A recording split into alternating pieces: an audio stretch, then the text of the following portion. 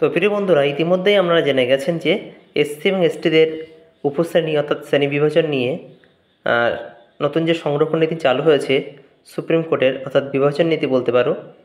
তো সেটা নিয়ে ইতিমধ্যেই ভিডিও বানিয়েছি। তো কতটুকু এসসির আর এসটিদের উপশ্রেণী করে সংরক্ষণ দিতে পারবে রাজ্যগুলি, সেই নিয়ে আজকের ভিডিও। তো দেখো, সংরক্ষণে দেওয়ার ক্ষেত্রে তফসিলি জাতি, এসসি এবং এসটির মধ্যে একাধিক উপশ্রেণী সাব ক্লাসিফিকেশন করা যাবে, রাজ্যগুলি তা করতে পারবে। বৃহস্পতিবার সংখ্যাগরিষ্ঠ বিচারপতিদের মতামতের ভিত্তিতে এই রায় দিয়েছে সুপ্রিম কোর্ট। সংরক্ষণের জন্য তফসিলি জাতি এবং তফসিলি উপজাতি অর্থাৎ এসসি এবং এসটি শ্রেণীবিভাজন অনুমোদনযোগ্য কিনা সেই সংক্রান্ত এক মামলা সুপ্রিম কোর্টে বৃহস্পতিবার সংরক্ষণের এসসির শ্রেণীবিভাজন অনুমতি দিয়েছে। এর ফলে এবার থেকে তফসিলি জাতির মধ্যে পিছিয়ে পড়া গোষ্ঠীগুলো সংরক্ষণের সুবিধা পাবে। আদালতের বক্তব্য, দেশের ইতিহাসে এমন অভিজ্ঞতা প্রমাণ করে যে তফসিলি জাতি অন্তর্ভুক্ত সব শ্রেণী জাতির সমমানের নয়। অর্থাৎ অনেকে এসসি ক্যান্ডিডেট আছে, কিন্তু তারা বড়লোক, তারা দারিদ্র শ্রেণীর নিচে বাস করে না, কিন্তু তারা কোটার সুবিধা নিয়ে চাকরি বাকরি করছে এবং বিভিন্ন কাজে লিপ্ত হয়ে আছে। সুপ্রিম কোর্টের প্রধান বিচারপতি ডিওয়াই চন্দ্রচূড়ের নেতৃত্বাধীন 7 বিচারপতির সাংবিধানিক বেঞ্চ এই মামলার শুনানি চলছিল। তাদের 6 বিচারপতির পক্ষে ও 1 বিচারপতির বিপক্ষে রায় দেন। ফলে সংখ্যাগরিষ্ঠ বিচারপতির রায়ের ভিত্তিতে এসসিদের মধ্যে আরও একাধিক শ্রেণী সংরক্ষণের অনুমতি মিলল। এর ফলে যে রাজ্যগুলি এগিয়ে থাকা প্রভাবশালী তফসিলি জাতিগুলির তুলনায় পিছিয়ে পড়া তফসিলি জাতিগুলিকে বেশি সংরক্ষণ দিতে চায় সুপ্রিম কোর্টের এই দিনের রায় তাদের মুখে চওড়া হাসি ফুটিয়েছে।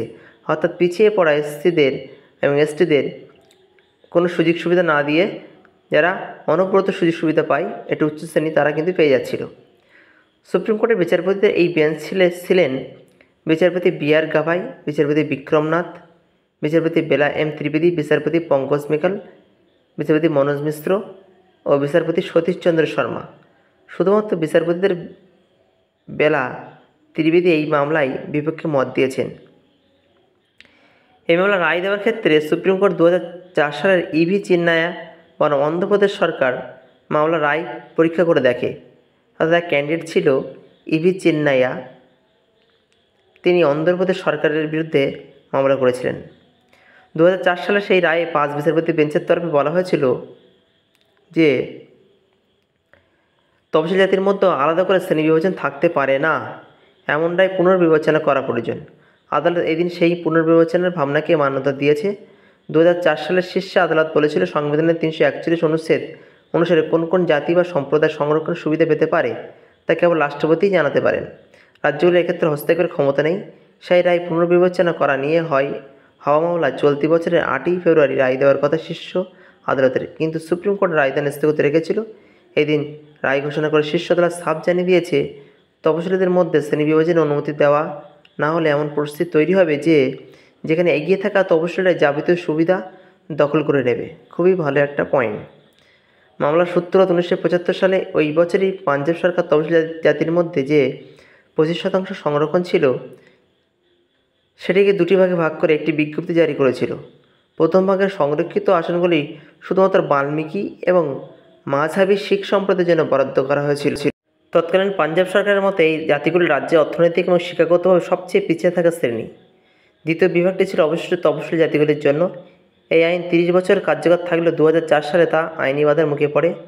সুপ্রিম কোর্টের 5 বিচারপতি বেঞ্চ বলেছিল, সংবিধানের 341-এর 2 ধারা ও 14 নম্বর অনুচ্ছেদ অনুযায়ী রাষ্ট্রপতি তফসিলি জাতির তালিকা তৈরি করেন।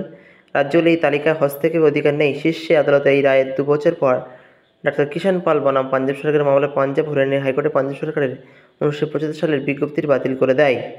অর্থাৎ এর থেকে বোঝা গেল যে রাজ্যের বিভিন্ন চাকরির ক্ষেত্রে এবং বিভিন্ন স্কলারশিপের ক্ষেত্রে, বিভিন্ন সুযোগ সুবিধার ক্ষেত্রে, বিভিন্ন প্রকল্পের ক্ষেত্রে রাজ্য সরকার সমীক্ষা করে দেখে নেবে সেই ফ্যামিলিগতভাবে কতটা অর্থনৈতিকভাবে সবল এবং দুর্বল। সবল হলে শ্রেণী বিভাজন এসসিদের একটি হাই কোটা, আর দুর্বল হলে নিম্ন কোটা। নিম্ন কোটার বিভিন্ন সুযোগ সুবিধা তারা পাবে বিভিন্ন প্রকল্প থেকে, অর্থনৈতিক দিক থেকে এবং চাকরি বাকরির সব দিক থেকে। সুতরাং একটা ভালো পদক্ষেপ বলা যেতে পারে।